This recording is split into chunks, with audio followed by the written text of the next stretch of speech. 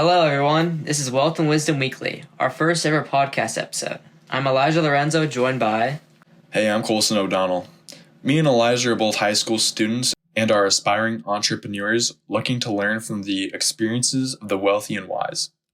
Come with us as we interview our first guest, Joe Chmelka, the current owner of Westside Appliance.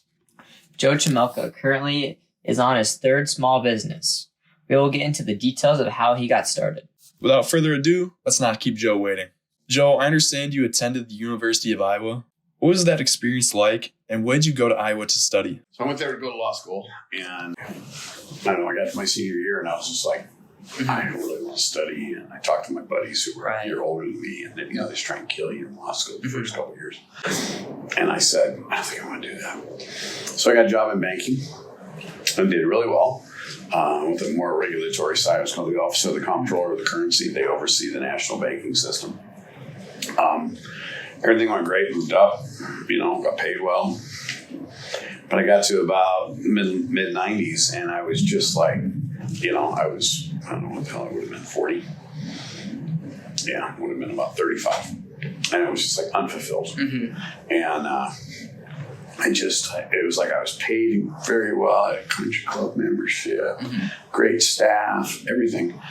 But I just didn't really like what I did. It wasn't like I disliked it. I just wasn't enthused about it. Mm-hmm. And I always had an entrepreneurial side to me. It was crazy. I tried to start a website when they first came out, like the late 90s or whatever, when the internet kind of really cranked up. And my whole thing was to be a recruiting website for football. Okay. And so I went around to the local high schools. I was living in Dallas, so we were around the local high schools around there and got film from parents, basically. And my goal was to put it up on the internet.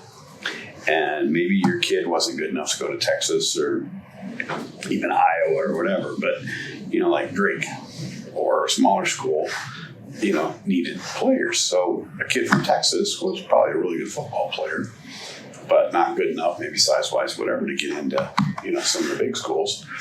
But how would small schools find this kid? Mm-hmm. We could send them film, they could look at it over the internet. Well, that was my whole business plan. So it went along for a little while. The problem was the internet wasn't good enough to 99% of us didn't have. We all had dial-up and kind of, and you just couldn't see the film very good. So it just didn't work real well. But, I learned a lot from it. I mean, you learn more from your mistakes than you ever did from your successes in life. I tell my kids that. So anyway, fast forward another 4 or 5 years, I moved back to Des Moines. I'm still in banking. I'm paid well, but I'm just not fulfilled. And I get involved with the I Club, the Polk County I Club, which is University of Iowa, athletic fundraising. And I become the president. And now sports radio kicks in, and KXNO and WHO asked me to do a radio show with Jim Zabel, who was the Gary Dolphin for Iowa football before Gary. He was the play-by-play guy for the Hawkeyes. An older guy and everything. And he just totally changed my life. I mean, he was just like, "You're not happy with banking?" And I said, "No." He goes, "Look at me. I'm in my 80s." And he goes, "I've done very well." And he goes, "I've never worked a day in my life." I said, "Jim, you just came back last night in a snowstorm from Champaign, Illinois, calling the game for the Hawkeyes. After you do this radio show tonight with me, we're at a bar on Waukee Rookies."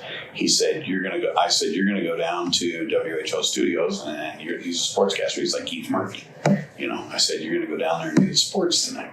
He goes, "Yeah, but you don't get it." He goes, "It's not work." He goes, "I love it. I love every minute of the whole thing." He goes, "That's the key to life." He goes, "Find something you love doing, you get paid for it." And he goes, "I have been getting paid for it, And so he goes, "I'm going to set you up with a guy named Bob Mitchell. He's like a big HR consultant, whatever. And he goes, he's got a test, and it'll tell you what you really like in life and what you don't like." I said, "Okay." So I took the test. Came back, and Jim, this older guy, my radio guy, he was more excited about it than I was. "What did I tell you? What did I tell you?" I said that I should be a small business owner. That's where I would be happiest. I mean, it actually narrowed it down to specific things. And he goes, "That's it. That's it." He pounds the table. We do a radio show. We get done. We have a couple beers, and we're talking about it. And he just wouldn't let it die. I mean, I tried to talk myself out of it 10 times. You know, I was like, well, I don't have money, go buy a company. Right. And I don't have like $1 million in the bank. And anyway, I met a guy who was a business broker and found a company. And one of the skills I learned in banking is called the quality improvement process. It's kind of like lean. You guys, I think now they call it lean. It's where you evaluate everything with data, how you price stuff, how you produce things, and you become more efficient. Well, I'd done a lot of that when I was in, kind of weird, but when I was in banking. And my job was always to try and make areas a lot more efficient and stuff like that. Anyway, I used that. I bought this first company. Scared to death, put all my chips. I mean, mortgaged my house. Go big or go home. Everything. I mean, seriously, it was putting all your chips in the middle. And people don't understand that. And it got nerve-wracking, and I lost sleep, and, you'd have a great month, and you might have a couple bad months, and so, what's going to happen type thing. But it was just a thrill of the game, and the ability to make decisions. And sometimes I made the wrong decision, and we lost money. Other times I made the right decision, and we did really well, type thing. And he just kind of kept building it.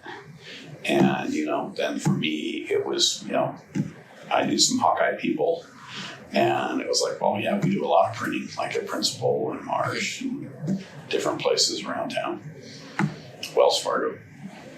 And they're like, I'll bring it to you instead of this other guy that I really don't even care about. Right. And so, give you a chance. And we did good, executed, and did really well. So anyway, I bought my company, Tom, I think you talked to him. Tom went about it the other way. He started everything from scratch. Right. That's tougher. You got to have a lot more capital to go that way. The way that I do my business is now I'm on my third one. This is my third company, and I don't know. I've never known anything about the industry of any of them. I didn't know anything about direct mail advertising. I didn't know anything about website stuff, and I didn't know anything about appliances. I still don't know much about appliances. Okay, but what I really do is I buy a small mom and pop company. It's got great employees and it's got great customers, and then I modernize it, because what I look for is like this company, the couple that owned it, they're in their like late 60s, almost 70 years old. And what people do at that age is they don't want to spend a whole bunch of money. They're kind of more worried about going out for dinner, and they don't want to make big changes. They just and they're making a couple $100,000 a year. They're happy. In their world, they were wealthy. And they were, really. But they weren't doing anything else. It was like when I bought the company, they were still advertising 10 years ago, still advertising the Yellow Pages. Didn't know what the Google was. They called it Google. We don't know what the Google is. They were still doing everything on paper. They didn't have a software program. The guys literally would go to your house with a clipboard and write everything down. And now they've got, iPads and laptops and all that kind of stuff.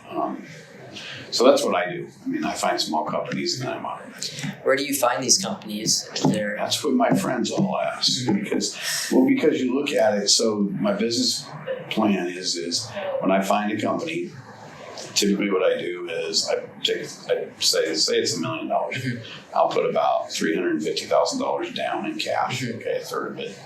And then I will do a loan for another third of it, depending on what the interest rates are. Now they're a little high, but normally. And then the other third, I'll ask the owners to finance that back, basically take a note back. So then I would owe them about $350,000. I want them on the hook. Right. Because if they're screwing me or they've lied to me or they're about to lose their biggest client or whatever, I want to know and I want them on the hook. So, or if I have a problem with pricing or a problem with a vendor, like with this company had a problem with one of our vendors, and the old guy came back and got after his buddies. I've been doing business for 30 years. God damn it. What are you trying to change that? And it worked out pretty good. So that's kind of what I do. How do I find the businesses? There's two ways to find a business. One is pretty pricey. That's That's going with business broker. All right, they got businesses, they'll find them. But typically, you guys familiar with EBITDA? No. EBITDA is a pricing mechanism. It's a valuation mechanism is what it really is, calculation. So you take your earnings. So let's say that on my books I show net income, make it simple, of $100,000. But there's a whole bunch of other stuff that you could run through your company. There's amortization, there's depreciation. They're really non-cash items, okay? And you add those back. So earnings before interest, taxes, depreciation, amortization. So you add those numbers back, you add your taxes back, and then you actually then go back also and add back, like I'll say my personal expenses, okay, that I run through the company. Then a huge advantage of owning a company or owning your own business. My cars are all in the company's name. So I don't pay for my car after tax money. I pay for it with pre-tax money and lease it usually, and then I get to basically write that off, okay? Your toilet paper, I call it. And you got toilet paper here, you got toilet paper at home. So you order a case of toilet paper. Case of it goes, some of it goes home, some of it stays here, and there's just stuff like that. I mean, all the way through, like we got a water thing there. I don't have a thing on the top for right now, but I got one at home. But all of it runs through the company. Your gas, your, just a ton of stuff. My compensation, is my position absolutely vital to this company? No. Would you need me? No. So.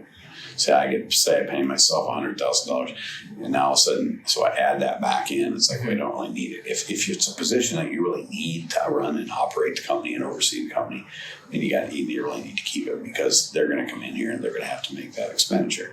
So you roll all that stuff back, and you can say, well, I only got $100,000 worth of net profit, so to speak. But after I add back my EBITDA, my taxes, my amortization, my depreciation, my personal stuff, everything like that. Now maybe I got $600,000 or $700,000, and you're using a multiple. Most businesses have a multiple of 3.5 to 4.5 times. Sometimes you get an internet business or something wonky where you can get a higher number, but most of the time you should be in that 3.5 to 4.5. And you take that earnings number that you've added back and everything. So let's make it $500,000, and you take it times 4. Okay, and that would tell you that your company's worth $2 million. So it's an easy way to value it. So I take that, like I said, that $2 million, I put 30% down to buy it. I finance another $30,000 or another 33%, a third at the bank, and then I tell the owners, you gotta basically I'm buying it on contract, the other third type thing. So. That's the way I've done it. How do I find him? Like I said, business broker. Now, business broker, instead of going with like the 3.5 to 4.5 times EBITDA for the seller, it's a good deal. He's going to tell 5.5 times. For the buyer, it's not a good deal. Yeah. So I would be very leery going through a business broker. Sometimes that's your only chance, and you got to kind of do what you got to do. The other way to do it, where I found this company, is through my CPA. It just happened that, he knew I'd sold my other company. And usually what I do is I hold a company for about 7 years. I figure it takes me 2 or 3 years to turn the company around, elevate it, really grow it. I had a direct mail advertising company. I went from like $1.3 million, I think, in sales, and 3 years later we had like $5.5 million in sales. And then I want to maximize my earnings for 3 or 4 years, get that earnings, where I can show, hey, for 3 years in a row, we've made $700,000 a year if I add everything back and I add my toilet paper back in and all that. And then I get that, that multiple, then I sell, pay capital gains tax and stuff. But then I go on and buy a new type thing.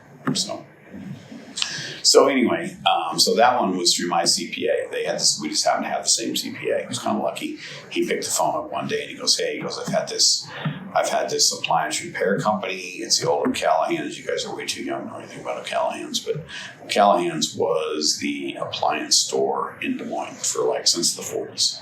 Okay. I mean, they were Big now time. you buy appliances at Best Buy and Lowe's and Home Depot and Rask Furniture Mart and 100 places. But back in the day, you really could only buy appliances from one place, and it was this place called O'Callahan's, and then the parts manager and he was the parts and the service manager. He bought those divisions of O'Callahan's from the owner of O'Callahan's, and he changed the name to Westside. You shouldn't have changed the name to Westside because you don't ever want to limit yourself geographically. Right. You should have left it as something, but the brand is so good, I decided not to change it. But so yeah, some people on Ankeny don't like us or the East Side. Yeah, because of the West Side. Stupid. You get a lot of that. I mean, it's kind of funny. People just they're weird that way. So that's how I found this company. I found it through my accountant. Okay. So we kind of got business brokers, accountants, and some of it's word of mouth. Yeah. Right now, the next thing I'm doing then is right now I'm trying to look at this and go, well, what else could I add to this company? All right. Mm-hmm. So we have obviously we have office space and everything like that. We have warehouse space. We have plenty of room. Could I add another company to it? Could I buy another appliance repair company, or what other entity could I look at? What other industry could I get into?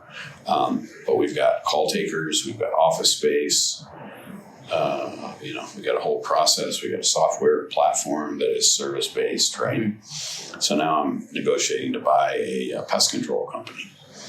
Same thing. I mean, you got guys running around in trucks spraying for bugs instead of fixing appliances. Mm-hmm. You got people that are going to call in here. They'll call to a specific number when they call Westside Pest Control or whatever that will be.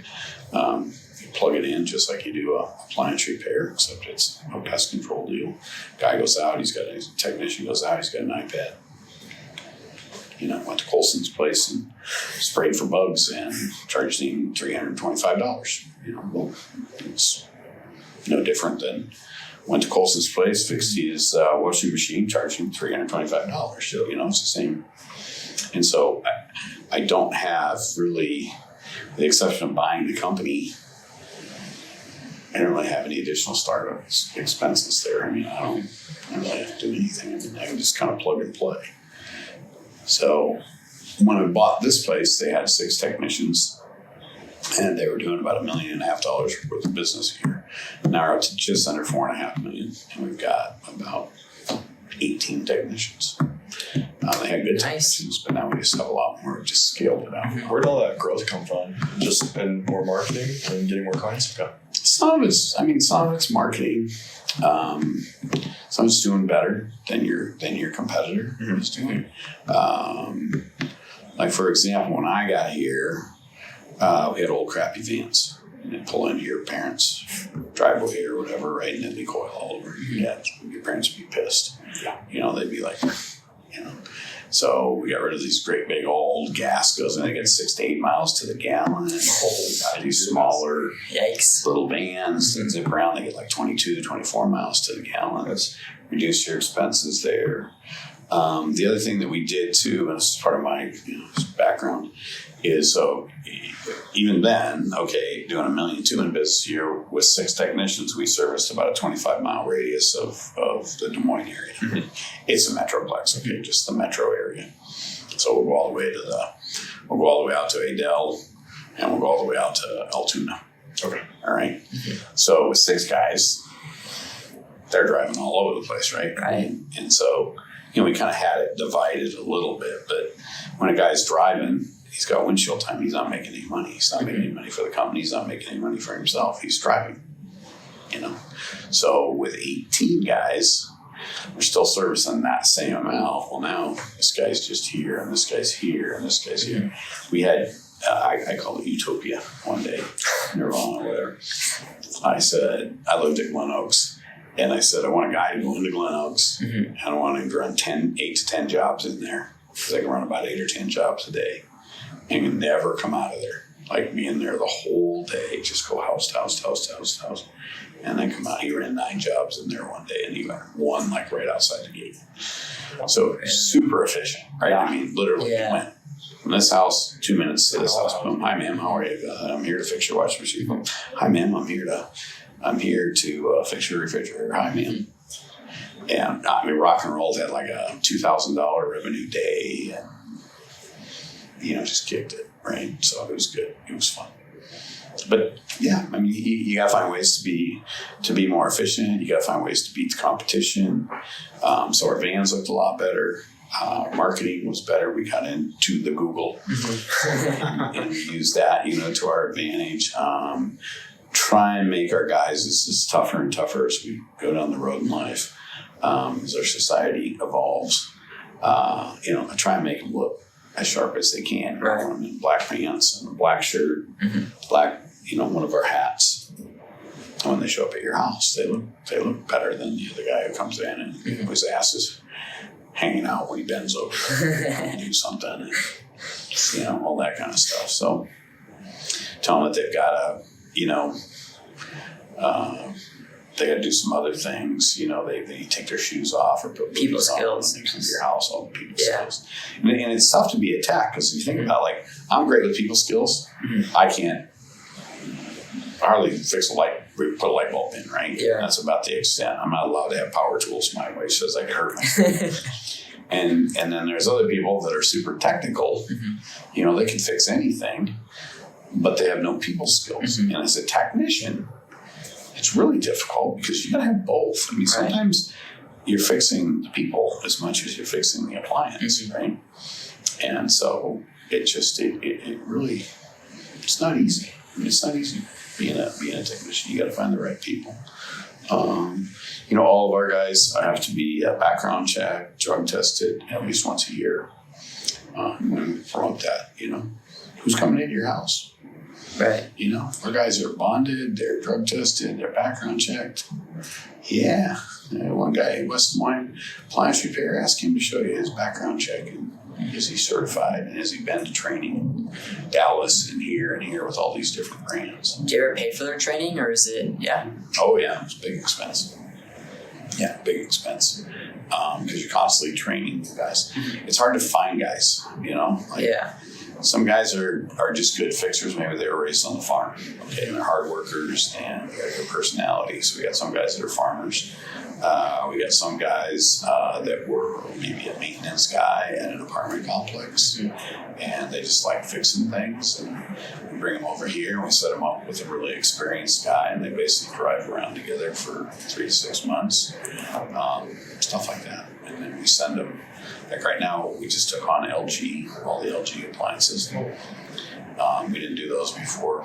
They're South Korean. They're just, I don't know, just the way they pay us, the way they just fighting on everything. It's just stupid. So we called off on it. Now we've got an agreement like, okay, you'll pay us for any warranty work we do in 30 days.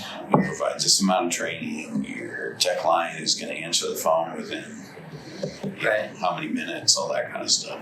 And it'll work out fine, I think. But you got to get them trained. So there's not much guys down in Dallas to get trained on it. One, it's expensive. Two, you lost revenue because they're not working. They're training, so they're not bringing in any money. Each guy brings in about $1,200 to $1,500 a day. So 18 guys, you can see, doing about $350,000, $400,000 a month in revenue. How much are they making? Is it a salary or is it an hourly? No, but that's another good thing is I like to pay for performance. If you pay somebody like Sears was in this business, okay, you know what all happened to Sears? Sears is pretty much gone. They paid their guys either hourly or salary. So that's not very satisfying. Well, you're not incented to do how many days. If I pay you an hourly or if I pay you a salary, and you're gonna get paid. So you get paid $20 a day or $20 an hour, and just dink around. It's like $160 whether I fix 5 machines or I fix 10. If I pay you per machine, and I say I'm going to give you a percentage of the labor that you generate, so I'll give you 30 per week, pay 30 to 35% of the labor that you charge on that job. You're going to try and do as many jobs as you can. So if you do 8 jobs, you're going to make a lot more than he's going to make, and you're going to make the company a lot more. I don't care because every job the company's making money, you're making money. So it's a much better. But I didn't make that up. guy before me had that idea. But yeah, I try and send people as much as possible. We have monthly revenue incentive goals, and so if we generate X amount of revenue, like this month, I think we're over $370 a month. In a month, then everybody gets like $150 bonus. They get like a Target card, Sweet. ID card, or whatever. Awesome. Yeah. People that are making 55, 75 grand a year, we all like it. I mean, I'm not saying anybody doesn't, but they're incented, particularly at the end of the month. It's like, hey, we're $20,000 short. Everybody work hard the last 4 days here. Let's see if we can get there, right? Yeah, exactly. Yeah, amazingly, we usually get there if we get close. So yeah, how to train for it? The biggest thing that helped me was banking. I understood financials very, very well. You have to understand financials. The other thing that I would tell you, I'm a huge believer. I'm 62 now, and if I had to do a whole bunch of stuff over again, I believe in using the expert whenever you can. That was one of my questions. What is something you could tell your younger self to do? Like I got a brother-in-law right now. Okay, and he's younger. It's let's see, my wife's sister and my sister-in-law they're about 10 years apart in age, and so he's 40. I think he's 40 something, and so he's still one of these guys that does everything on his own. Mm-hmm. Changes his own oil in his car. Well, I saved $75, and I fixed this, and I did this, and I did my own taxes. Mm-hmm. Well, if your taxes are very simple, right? Maybe his are. I don't know. Okay, whatever.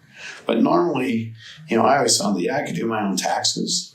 But then when I took them, I remember the first time I ever took my taxes to a CPA, to a bookkeeper, after I bought my first company, actually. Mm-hmm. I was like, hey, these things are getting a little more complicated. I got a rental property. I got a company now. He went back and found 6 or 7 years ago, you should have done this. You could have done that. And I could have saved you. I would have had to pay him, say, $1,000 to do my taxes, which is why my brother-in-law was $1,000. I said, But just saving you more. But he brought me, found $2,000, and stuff I should have. Plus the time. I could have done it. Plus, that it was done right versus me going, stressing out. I fill all that form out, right? And the IRS doesn't pick the phone up and call. And so that's the argument that I have with him. I'm like, you didn't save $1,000 doing your own taxes. Because you had your own time in it. What's your own time worth? Exactly. My time? I don't get paid. Yeah, you do. Your time is worth. One thing you can't get back. I think my time's worth $200 an hour. And I said, so I'm not going to do anything. If I can get something done, my oil changed for $50. Yeah, I'm all over it. If I can do this for that, I totally believe in using the expert for, whatever you have to get done. So don't try and be your own bookkeeper unless you're trained, unless you're a CPA or bookkeeper, and that's what your training was. Find a bookkeeper. I found a guy, still got him. He's been with me 20 years now. He's the CFO of Bell Brothers, which is a big air conditioning company in town. And he's been with me for 20 years in the lines. He does all of our accounts receivable, all of our accounts payable. Where did you meet him? Just put an ad in the paper. That's when you put ads in. Now it'd be LinkedIn or whatever, right? Same thing. Mm-hmm. And just found him, interviewed. I got 50 or 60 people that wanted to be our part-time bookkeeper. And, and I found him. Now, I tell you, in that realm, I still sign the vast majority of our checks. They have to give me a pile or something, but they have to give me the invoice, and then he actually fills out and writes a check, puts it into QuickBooks, and does all the accounting stuff and everything. But that check doesn't go out until I see it and look at the invoice and sign it, and that gives me the ability then to go, what is this? Yeah. We paid $275 for this van repair? That seems outrageous. What's going on here with it? Oh, well, 9 times out of 10, there's a valid, reason for it. Every once in a while, wait a minute, that doesn't look right. That can't be right. No, so it's supposed to be 75. Oh, somebody fat-fingered. the thing and put in 275 and says 75, and that happens, you know? So that allows you to continue to have really good oversight over your company and your expenses and kind of what's going on. And you can do that from anywhere. Like I said, I live in Arizona in the wintertime. They just scan everything to me, and I can look at it, say, okay, that bill's good to pay, that bill's good to pay. 90% of the time we don't have any trouble, but every once in a while there's something, if nothing else, it raises a question. They know that I'm watching it pretty close, so they're not gonna, who cares? All right. We got a little, what the hell did we buy? Did we buy something? I told them while we're really busy and the phones are ringing, maybe somebody called in sick or whatever, that it's okay to order in lunch. I don't care. Have DoorDash bring in Chick-fil-A or something for the 5 or 6 people that are working in here because it's just a crazy busy day, whatever. Well, all of a sudden they went from having Chick-fil-A to ordering all kinds of expensive shit, and I was like, what is this? Like, we had $175 lunch for 5 people the other day. Like, so, yeah, it shouldn't have been that much, but well, let's cut that out. Okay, if we're gonna do that, then we're not gonna have free lunches. We won't do this anymore. Goes back down. You got to watch your guys. You just got to let your employees know that you're watching stuff. Even the guys, that drive the vans around, we've got GPS on all their vans. And I just might bump into one of the techs out here in the hallway or something like that. Colson, how come you're over at that Quick Trip for 45 minutes the other day? He's visiting his girlfriend's house. I wasn't feeling very good, so I was in the bathroom for a while. He's like, I heard him talking later. So, shit, he knew I was over at Quick Trip for 45 minutes the other day, man. No, he watches all kinds of stuff. You just want to make sure that they know that you're just keeping an eye on stuff. Mm-hmm. But yeah, I would highly encourage it. I learned a ton in corporate America, all right? I worked for big banks, small banks. I lived in Dallas for a while. I lived in New York City. I lived in D.C. You got to figure out what's going to make you happy. Mm-hmm. For some people, it's numbers, and they've got to, CPA. They got to see that it all balances, and that ability to go, yeah, it all ties in. It's versus, oh my God, this is off. Why? They gotta have that. Well, that's fine for those people. There's other people that have a little more greed to them, whatever. They want to get into sales. Do great in sales. There's other people that I just love being captain of my own ship, part of my own deal, watching it grow. And now I'm at a point where, and I think this is the other thing too, another big component, is you got to hire really good people and you got to empower them. You can't do their job for them. You got to know that you're there to help. You're watching over them. All right, but they still got to be able to do their job, and you got to find them the right training and do different things. When I bought this place, my operations manager, she's up in the front office. She started here. She was a bartender. She started here part-time, taking phone calls. That's what she did. And then she moved to this, and then she did this, and then she did this, and she's just a super hard worker. I bought this company 10 years ago. She had no financial training. She was very meek, very quiet, and just tell me what to do and I'll do it. But she wanted to move up, and I was like, okay, you're never going to be able to move up very far if you can't delegate to people. She's one of those people that be like, I don't want to ask Colson to do that. I'll just go home tonight and I'll do it tonight, and then it'll be all fine. It'll be all done. That's how she ran. And I was like, you can't do that. You got to hold him responsible, him accountable, let him grow too. And now she's, frankly, on a day-to-day basis, herself and then the service manager. Killing it. They run the company. I don't have to be here. They're great at, from the time the customer calls, I look at a clock. By the time the customer calls, and then you get over here and you schedule the appointment to go to their house, and you got to get the part ordered, Then you got to get, the tech scheduled to go out there. He's got to go out there. He's got to make the repair. Then you got to collect the money, and then money's got to get to the bank, and then the CPA's got to get, or the bookkeeper's got to get it all into QuickBooks. That part they do great. Can they decide whether you should have a raise, or I should hire 2 more people, or we need to buy 3 more vans, or we should buy 6 computers, or change our pricing? No. They will talk about it and they'll give you their opinions, but it's probably still what I do most of the time. And you said you own 3 businesses right now? Mm-hmm. And are those businesses, are they are they LLCs or? Yeah. Well, I operate everything. Yeah, it's an LLC, but I operate everything under sub S or S Corp accounting. Mm-hmm. So it all rolls up in. Right. Yeah, one's a website. I own HawkeyeNation.com, which is a big Hawkeye sports related website. It's like I can tell you love your hockey. Yeah, it's a sports page. Is that jersey? Did you play?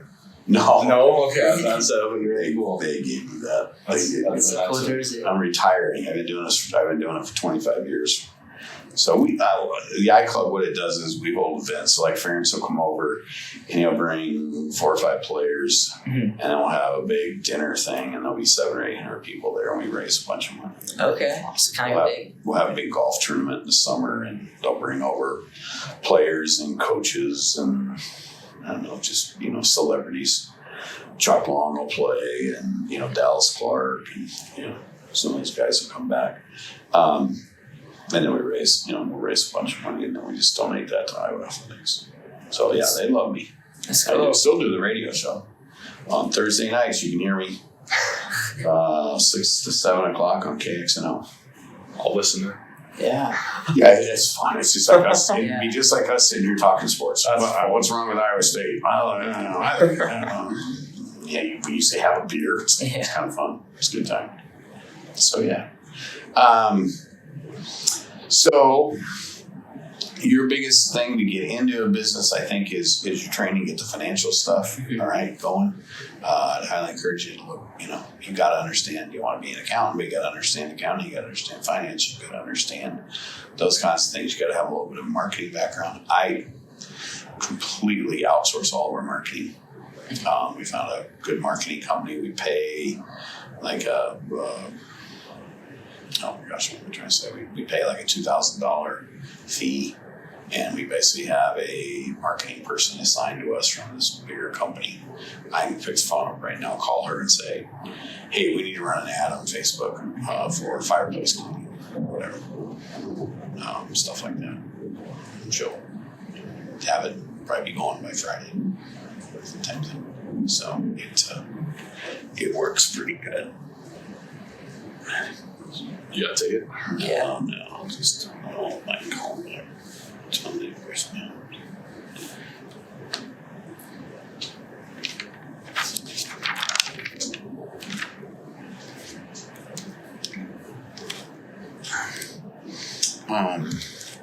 So yeah. So you're part of the angel investors that? No. Because I haven't made enough money. Yeah. No. Someday. No, I could. I probably will sometime. Tom hit, everybody saw I hit a home run. Tom hit a grand slam. Mm-hmm. I mean, he got into that Papa John thing, but, he had 33 investors to start that company. And then, just kind of kept consolidating a little bit. But, yeah, they killed it. They did a really cool thing, and they had a vision, and it worked really, really well. So, yeah, Tom he's 99% retired. He'll tell you that he's a consultant, and I think he does a little bit of that stuff, but not that much. But yeah. So he loves to evaluate companies and then decide what he wants to invest in, and that's kind of his, almost like his job right now. I think he's hoping that he hits on, a couple of those. You invest in 10, probably lose your money on 8 of them, and maybe you hit on 2 of them, kind of the thing. So he's loving that. Yeah. Now you mentioned earlier that you maybe have a rental property. Is that what other type of I don't have that anymore. No. I don't do. Once again, I'm not handy. Mm-hmm. I didn't want to call at 2:00 in the morning. Hey, the roof is leaking. Okay. You know, I'm not sure. The toilet's not flushing, or the garbage disposal's broke. You know, so that just didn't work very good. When everything works good, it's great. So I kind of got out of that. You can make a lot of money there. Obviously, I would have been smart to do that. I mean, real estate's gone way up the last 3 years, right? I've done very well on my properties, but I just, like, we have a condo down in the Ozarks, and then we have a house in Arizona, and then we have a home here. And we downsized here. Once our kids went to college, we downsized here. And we sold a very nice profit, so I'm not upset about that. We just sold our condo in the Ozarks. Now I'll wait for things to settle down and have a recession or something like that. And then like properties, they go up, and I go way down, and I go up. I'll probably buy a house or something like that. I think the condo's nice, but I think my wife and I would probably be down there a little more often if we had a house versus a condo. About to drive each other crazy trying to work in the condo. Yeah. How long did you go to Iowa for? I think I was there about 5 years. 5 years? I told my dad I'd still be there if he'd kept paying the U-bill. My dad's 97. He's funny. He's just a character. He goes, yeah, I finally got Joe out of college. And I'm like, the greatest time of my life. Why would I want to? Yeah. My son is, he's a junior at Iowa right now. And he was, you guys get to take all these. What are you guys? Are you in college? We're in high school still. Yeah, so in high school. Seniors. So make sure you take as many of those AP classes as you can. We're actually at DMACC for half the day. Yeah. So yeah, we're trying. He did that. And I mean, he got to Iowa and he was already a second semester sophomore, right? Sweet.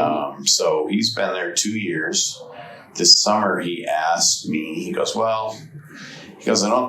can't really stay and get your MBA. He's like, you have to graduate with your undergraduate degree. And he goes, then you got to go work someplace for a while. Then you come back and get your MBA. That's really what they want you to do. Mm-hmm. I said, yeah, that's true. He goes, but I can get into he's super big into math. He wants to, I think, be an investment banker. And they have a real good program over there. And I said, what are your other options? And he goes, I get into the Master's of Finance program, have a Master's of Finance. But he goes, you typically don't do that till you're at least a senior. Before you apply between your junior and senior year. And he was between his sophomore and his junior year. But he had all these, DMACC credits, all right?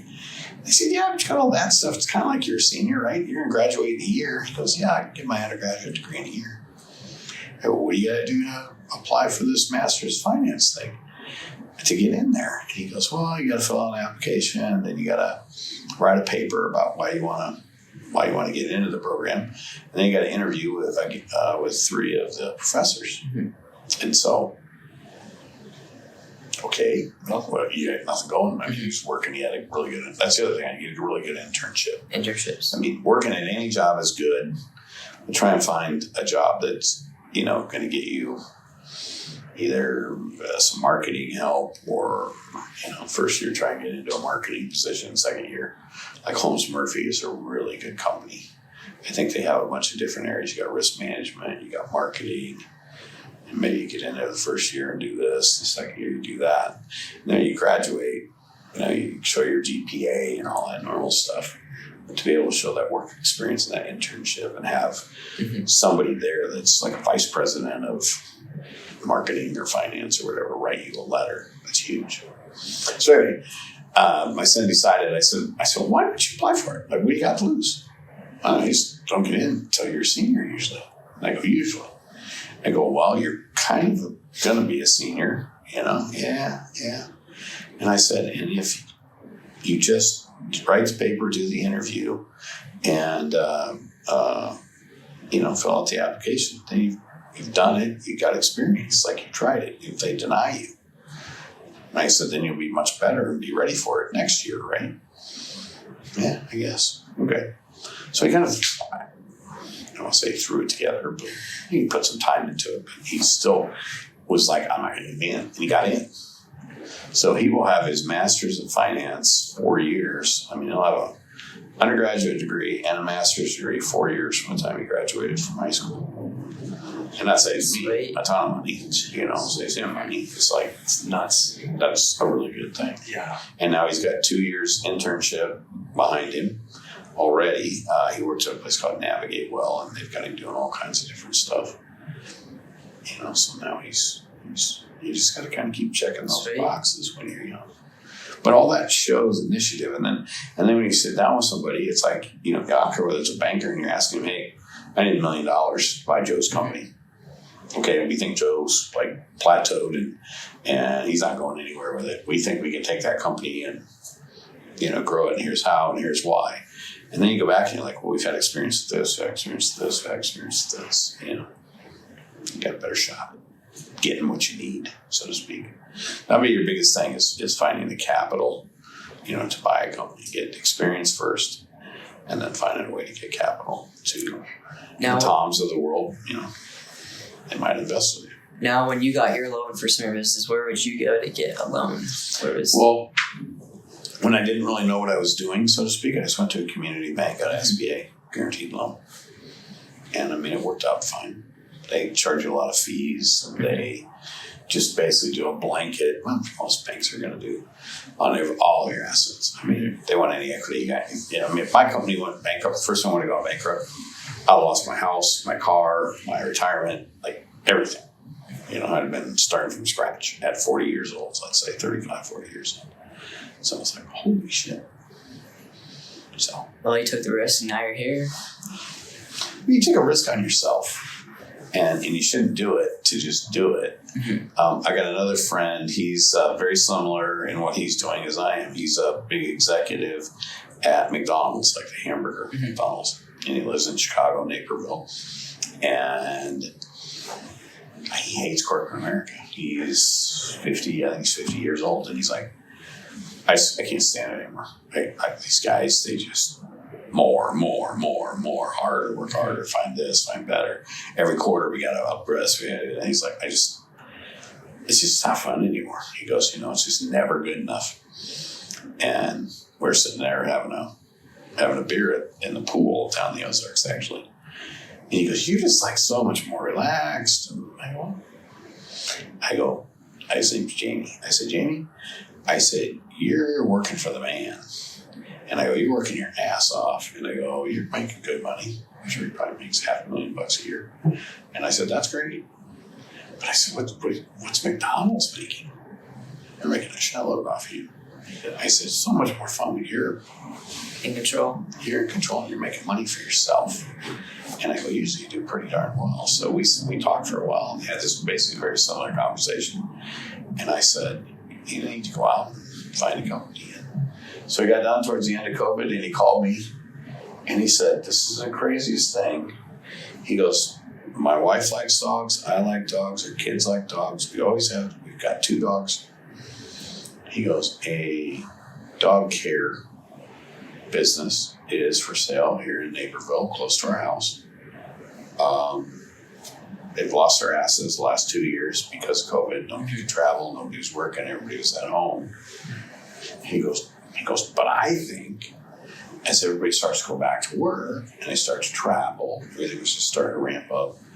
He said, but I think everybody's going to need to do something with their dogs because all these people didn't even have dogs. You may not have had a dog, and all of a sudden you're home with COVID, and everybody's around, you can't go to work, or you can't go to the office anymore. It's like, I'll buy a dog. Yeah.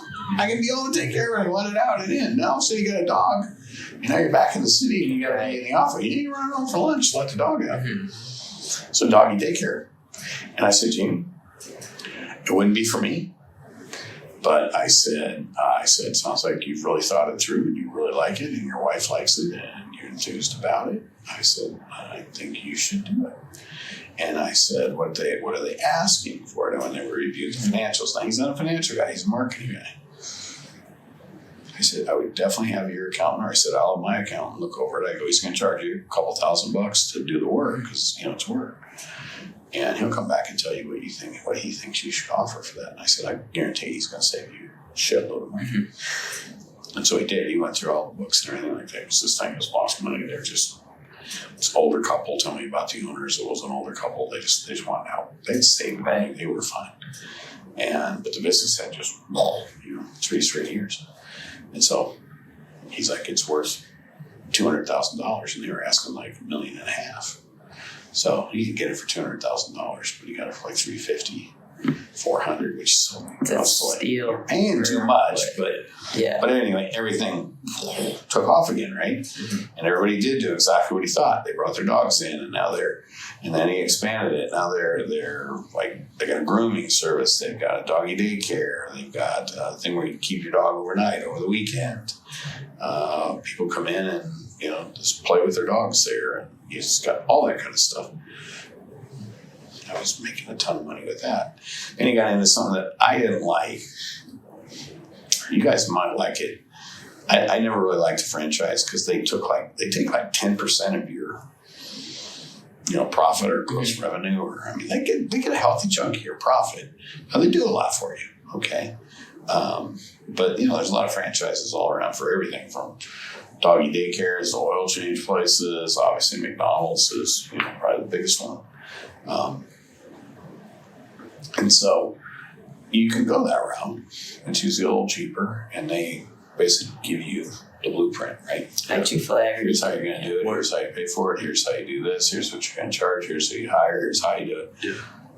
But in a way, you're still being managed. You're still being managed and controlled by them. Yeah. It's like, So he's gotten into oil change places. Really?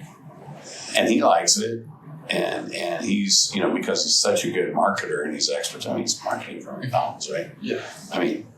These people see him as, oh my God, he's the marketing god of oil change, fast, quick oil change places, in Chicago. He's got like 3 of them now. What franchises is it? No, it's not a Jiffy, but it's the same concept. Okay, gotcha. You pull in, but he's got a whole process. As soon as you pull in, within 1 minute, one of my guys will be out there. They will give you a bottle of water. They'll ask you what your problem is, talk to you about this, check your, obviously you're in there for an oil change. They will check your windshield wipers, your fluid, give you a checklist in a very nice manner. Boom, change your oil in 15 minutes and you're out of there. And just like boom. So he's taken a process and he's improved upon it. Basically, McDonaldized, if you will, the oil change company. Done the same thing that they do really at McDonald's. You greet it, you're 10 minutes, 3 minutes, whatever. You've got the perfect hamburger, just like you got it in Sioux City, Iowa, just like you got it in Chicago, just like you got it in Japan. It's the same damn thing, right? And you're good to go. So anyway, that's what he's doing now. And now he's, he'll retire from McDonald's next spring. He's got a big buyout deal. If he stays till next March, they're going to make a big buyout offer to him. He's kind of set both ways, right? Yeah. But he's just like, Joe, we need to go have another talk in the pool. We all came out over beers in the pool. Yeah. And I'm like, you don't want to work for somebody your whole life. Got to work for somebody for a while. You got to learn. And I did it until I was 40. Yeah. Now I would, if I had to do it all over again, I would start earlier. But I just didn't have enough confidence, I think, in myself. So that was probably where it was. Or find a good company too, where the owners are older and they don't have any kids. Mm-hmm. They might will it to you, or there's a lot of ways to get into it. Yeah, but yeah, I think the biggest thing, good experience, wide range of experience, get some marketing, get some financial, and then try and get some mentorship from somebody who actually owns a company. I didn't have that really. And then when you buy a company, make sure that the owners are hooked. Yeah. You want them hooked. You want him in there telling you. So I'm thinking about giving everybody a green pen when we go to their house. Why? I wouldn't do that. Well, he'll have a reason for it. Or be like, well, that's a great idea. I never thought about that. It's kind of... Leave an impression stuff. Yeah. What are the questions you have? Would you say that it would you say that you like living or that you like working? Because what you said with you didn't like working at the bank is because, you were working for somebody and you weren't working to actually live and take a leave from the job like you are right now. Yeah. Because right now you get to enjoy your life and stuff. Well, you totally do. I mean, everything's about a work-life balance. I mean, when I first bought my first company, I couldn't wait to get out there. Yeah. I didn't want to play golf anymore. I didn't care if I watched a basketball game. I mean, I loved it. I wanted to be out at the plant. I wanted to be there watching the machines go. I wanted to understand how everything worked. It was mine. It was my toy. It was again a new car, but times 10. Yeah. And so it was exactly what Jim Zobel said. It's not work. I tell him here. There's a decision I got to make here fairly soon. I mean, I've owned this company for 10 years, so I'm already 3 years past. So my value to the company, I'm not as high on it anymore. I don't get that high. There's not those big changes that I can make. If we pull this thing off and buy this pest control company and merge it in here, that'll be a lot of fun for me. It'll be really interesting. It'll be fun. But sorry, I'm going to interrupt you. No. If you merge it, would you change the name or would you keep the name? I go with that. I think the bug company is called Hawkeye Exterminators, which is kind of funny. That is funny. That's that's right. It's funny. So we'll see. It's Hawkeye something, but anyway, and I don't know it's going to get done, right? But yeah, I don't know what we do. There's a side of me that says, well, if you name it Hawkeye, then all the Cyclone people aren't going to. So maybe it would be smarter to name it West Side. Well, then the East Side people. Yeah. So I don't know what we'll figure that out when we come to it. But yeah, it's not work.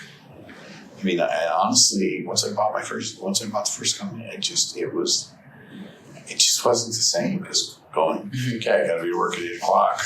Yeah. And I got to have a suit and tie on. And I got to do this. And today I got to get these 7 things done. Got to have your to-do list. You got to manage your people. You got to do this. Now it's like, I might be there at 7 o'clock in the morning because I just really enjoyed it. That's awesome. If I don't want to wear a suit, I don't have to wear a suit. If I want to wear a suit, I can wear a suit. I want to go out for lunch, I go out for lunch. I want to eat at my desk, which I do most days. I eat at my desk. I mean, you're just... The freedom. You're in control of it. And that helps you enjoy it. And obviously when it's successful, it's a lot better. It's a lot more fun. It's nerve-wracking when you have a couple bad months and you're gonna. Yeah. If anything, with the direct mail advertising company that I had, grew too fast. So we kind of ran out of capital. I mean, we were in that business. You had to, or for us to grow, we had to stay ahead. So I'll tell you a quick story. I don't let you guys go. I've been talking way too much.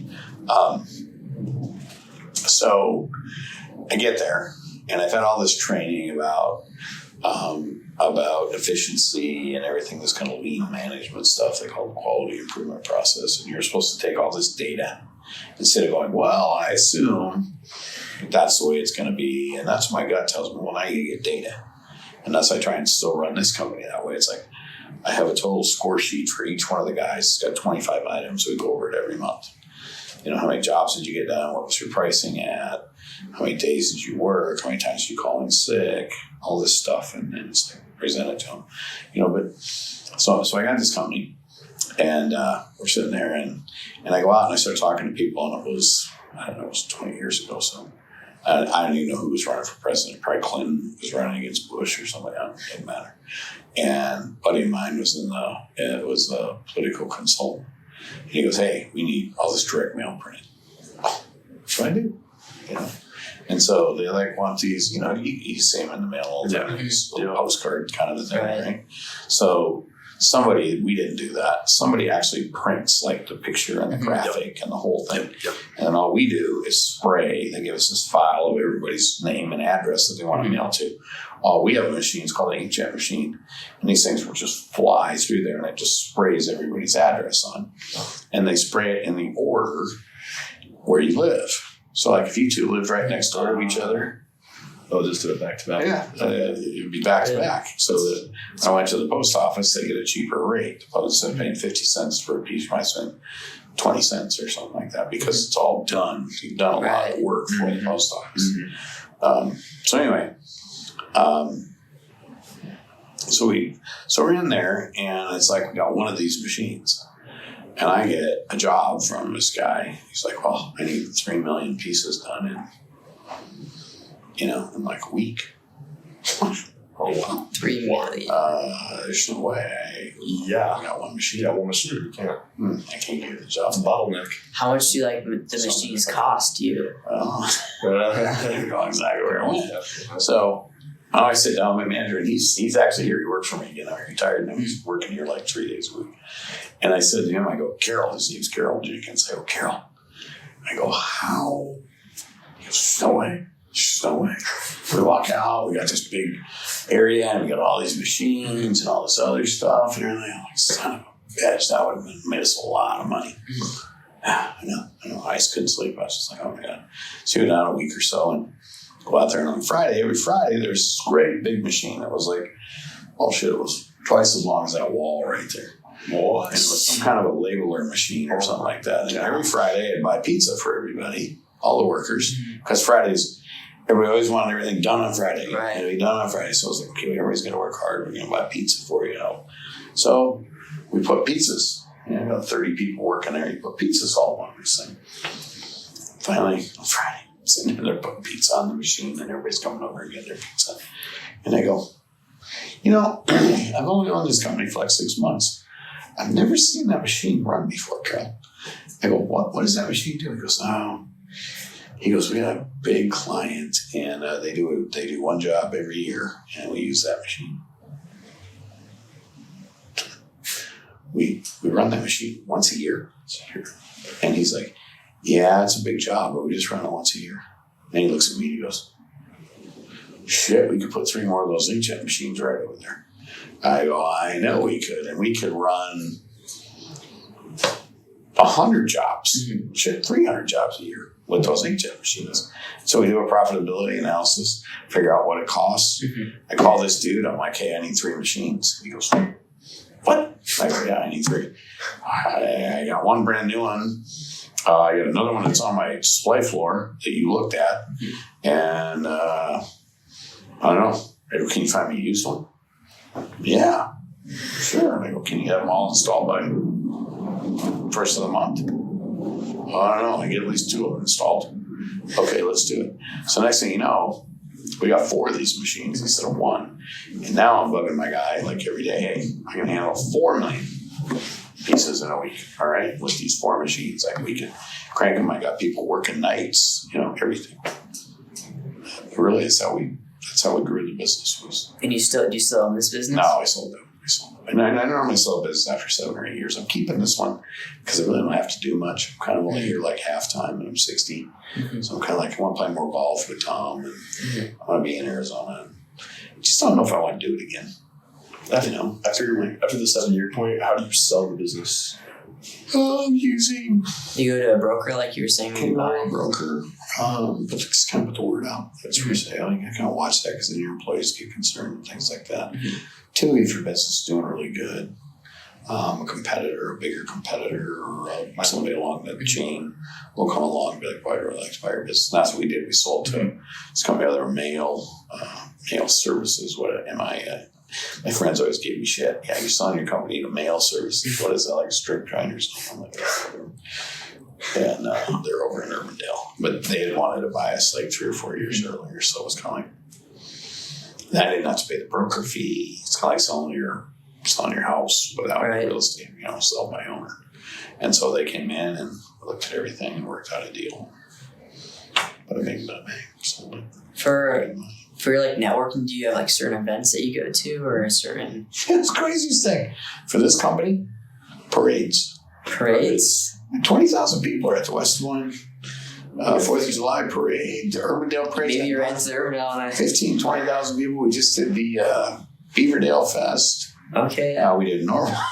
We did a parade out in Adel. We buy fly swatters or something stupid, something cheap. Koozies. Yeah. We'll do koozies 1 year. We'll do fly spotters the next year. It's got our name on it. The koozie's got our name on it. And everybody, oh, there's Westside. And got a big Westside truck, got a little van. And then we got people that walk along and hand shit out. I mean, to get into a parade costs you like $25-$50. You know, they all want more people in their parades, right? But the stuff costs. I mean, I'll spend $3,000, $4,000, $5,000. This year, probably spend $10,000 in all the parades we're in. And, you know, I mean, fly swatters, plastic fly swatters, they still cost 50-75 cents a piece. But yeah, that's just like one way we do it. I mean, you can be in the chamber and different things like that. The biggest way we really get business is Google. You know, we're on demand kind of a business, I call it. You don't need us until one of your appliances breaks. Yeah. So I can market to you all day Right. long. I'm just wasting money. When your appliance breaks, what are you going to do? Search it up. Search it out. Google. Yeah. So do you Appliance fee payer. prioritize SEO mostly then? Yeah, gotcha. Got a whole SEO program. Yeah, we know how much we got to spend to be on the top fold. All that kind of stuff. Gotcha. And then you can track all that and do everything really good. Now, we do have some seasonal business things like, I don't know if your parents, if you guys at your house have a gas fireplace, like when you just flip on the wall and it comes on, it's got gas anyway. Those things get dirty. The window or whatever gets dirty, and then inside it gets, you can kind of clean them up. So like one of those things. So now, guess what everybody's doing? It's going to get cold here in about another week or two, and they're going to turn their fireplace on, and it's going to look like shit, or it's going to be dirty, or it's not going to work right. And so I got 3 guys that will take from appliance repair, and they'll go over into fireplace repair. They'll make a shitload of money. I was checking out your website, and it said you guys are the only place in Iowa that does the whirlpools, or But we're the only certified ones. certified. A lot of people Yeah. will repair them, but you have to actually have enough of your guys go down to a training Like session. like Whirlpool yeah, like a. is a brand. It's a Oh, okay. Oh, I thought it meant like the actual like. No. I feel. No, I get what you're saying. It's like, what? Wait. Whirlpool's a big corporation. They're the biggest. Talk about the Whirlpool Something toilets. else. Yeah, Right, okay. they're the biggest seller of appliances. Refrigerators, washers, dryers, they all Maytag. Go home tonight and find out what appliances your parents have. If they have LG or Samsung, better hope they don't break, because they're incredibly expensive to repair, and a lot of times you can't get the parts. Whirlpool is it's more like a Honda. Mm-hmm. You know, it's not the top brand in the world. It's not the most expensive, but it's pretty reliable. But yeah, I have to cut that part out. But. yeah. No, that's I want fine. to put that in there. It's pretty good. Oh, so No, Whirlpool's like a huge corporation. It's kind of like LG's a big corporation, Samsung's a big corporation. So there's a whole bunch of them. There's Bosch, there's Frigidaire, Electrolux. There's like tons and tons and tons of appliances in the world. And they all break. And if you think about it, it's one of the reasons I'm hanging on with the company too. I mean, I could have sold it 3 or 4 times for a really nice profit, but then you got to pay your capital gains tax. It's like, well, then what am I going to do? You know, I'd be a functioning alcoholic that plays golf every day. What else are you going to do? I guess I go play golf or play pickleball and golf. that's life. Yeah. And they have 5 vodka lemonades. That wouldn't be too smart for me. So no, I still really like coming in here. I think, you know, once again, it's finding something that you really enjoy doing. I mean, you guys could be into sports, and like my son is, you know, he's a really good golfer. He's a really good golfer at Valley, and you know, he might find a finance job in the golfing world. And find some golf product or investment, or I don't know, go around and play really fancy golf courses. It's a good niche. Make a bunch of money. It's just a niche. It's exactly right. It's what it is. You just got to find that and push it. Same thing with this dog care business. My friend in Chicago, they just hit the timing was right. You know, if you had a home remodeling business the last 3 or 4 years, you've killed it. Yeah. And everybody's at home, and they're like, you know what? We need a man cave. We need this. We need to give the bathroom. Your stimulus check. We need we need to put a fence up for the dog that we just bought. You know, kind of thing. Well, they made a killing. How are they going to continue? Interest rates are really low. People got into real estate. And interest rates are high. Real estate's still old. But it's going to crash and burn here soon. True. It's just a cycle. It's just everything goes around. Yeah. What else? Anything else? I don't. He answered all. Where you guys are you going? If you got colleges picked out, you start to take college visits, anything? Oh boy! All right. So as Eli has said, we're doing DMACC classes half the day. I think I'm going to continue at DMACC just because my mom's a bio professor at the Boone campus, and so I pretty much get free tuition if I decide to go. So I'm like, might as well take advantage of that. Might as well take advantage of that for your first couple of years. Exactly. And Figure out what, and that'll give you time to figure out what you really want to do. exactly. I want to do that, and I also, as soon as this upcoming spring, I want to start a home inspecting business with my dad. I have a lawn mowing business right now as well, but I don't want to do that forever. I'll just kind of do it as a little side business, but I really want to start that home inspecting business and get that. That was another thing. Yeah, I was thinking about what I was going to tell you guys, and that's a great way to do it. Is start your entrepreneurial thing now. Mm-hmm. Find something. I don't care if it's a lemonade stand. You know, find something to kind of do that with, and make sure that you really like it. Yeah, You don't want to get there and all of a sudden, I'm 25 and I'm a small business owner and I can't handle it. Yeah. It is not for everybody. Yep. You know, my son thinks, you know, somebody asked me, it was funny, he was with one of my friends. And we're hanging out and it's like, well, Jared, you know, I tell you a couple weeks ago, and it's like, Jared, what do you want to be when you grow up? Well, you know, I kind of look at my dad. He hasn't worked very much. He seems to make a lot of money and he plays a lot of golf. I think I'll probably be a small business owner. Like, yeah, but until I was 40, I didn't have that lifestyle, you know? you have to work a little bit to get that lifestyle. So you got to put the time in, and you got to get the experience, and you got to make mistakes, and you will. And like I said, you learn more from your mistakes than you will from all your successes. Exactly. Don't be afraid to make a mistake. Don't be afraid to be the guy that asks the question. You learn that when you in class versus, you know, sitting in the back. Mm-hmm. Sitting in the back. Oh, I'm looking to ask that question. And finally, somebody else asks it, and you're like, well, that was a good question. I could ask. Yeah. You know, but yeah. No, you guys would be good, I think.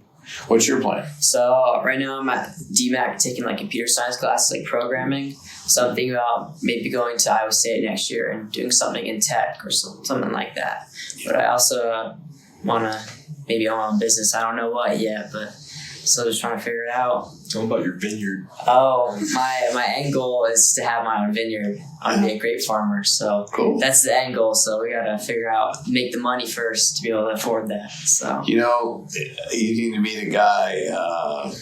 He owns Dakota Shy, and he's from South Dakota, and like a good friend of mine is the CEO of NCMEC. It's the insurance company over there.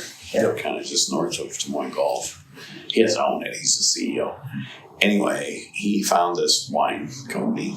And I think they went to Napa and they just came across it, you know, and they really liked the guy or whatever. So now this guy during the pandemic was like going broke. Because nobody was coming out to Napa, nobody was traveling.